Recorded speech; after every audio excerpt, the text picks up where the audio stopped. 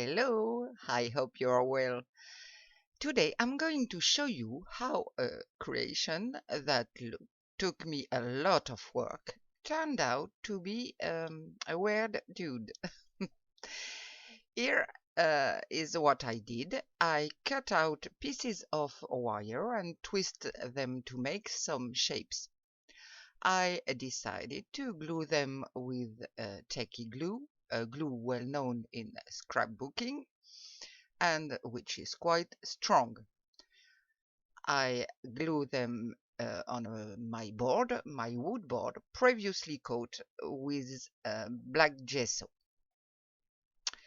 Precision work that took me a long time, especially when the glue refused to come out.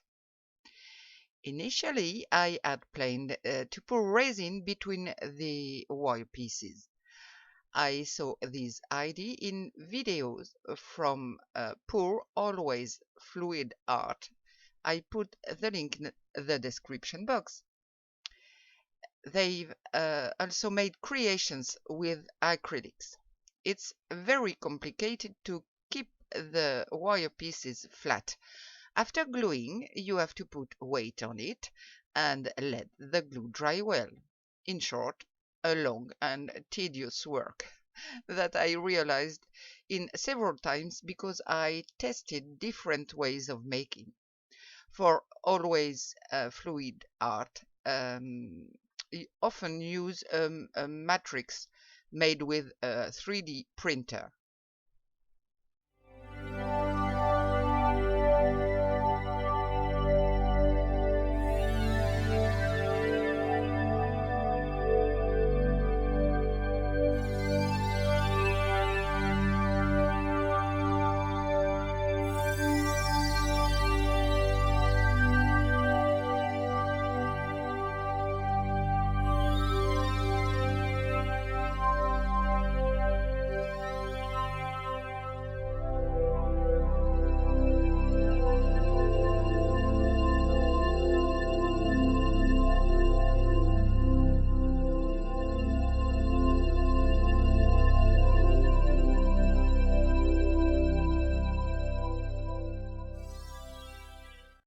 After testing, I continue the installation.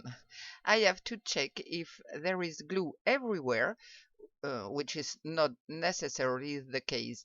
So I have to add more glue, like here.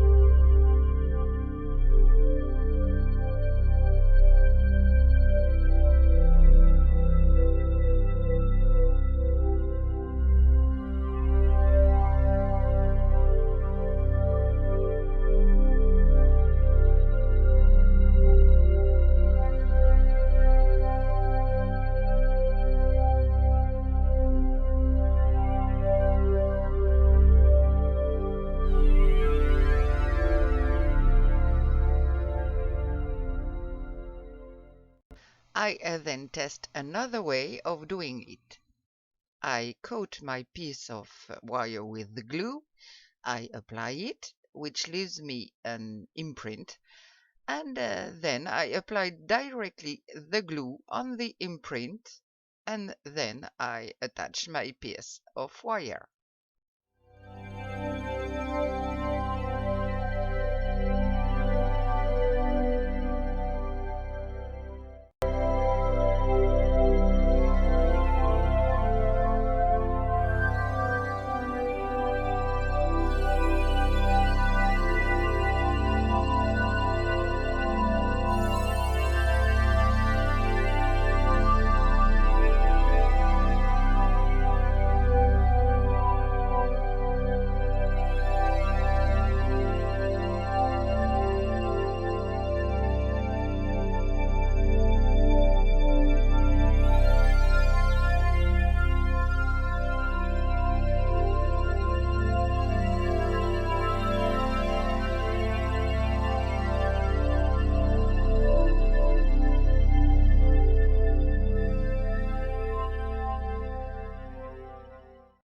Of course, I have to remove the excess glue as best I can.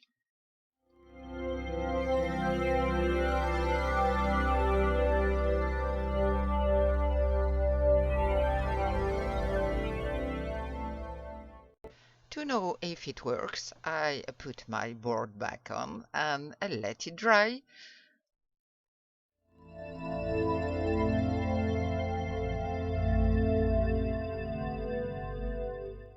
Well, now all my pieces are in position. I just have to glue them and let them dry under a board. A long time of work.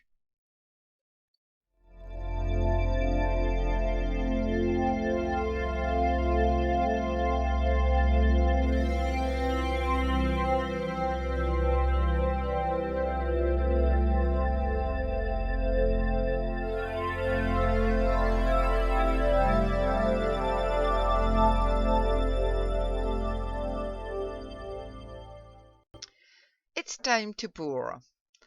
I took the option of painting. I prepared my cups in which I poured my layers of paint. You have the colors in the description box. And then my first mistake, I think, was to change my mix. I put 1 part paint, 1 part floetrol, and 1 part glue. I don't know why. It had been a long time since I used the glue. And a little water to thin the paint. I ended up with a pretty thick paint, very thick. The paint goes over my pretty wires that I took so long to position. It literally gobbles them up. At this point, I have absolutely no idea what it's going to look like. Certainly not what I had in mind. Anyway, we have to keep going. When you watch the Pour Always videos, it looks so easy. It all flows so well.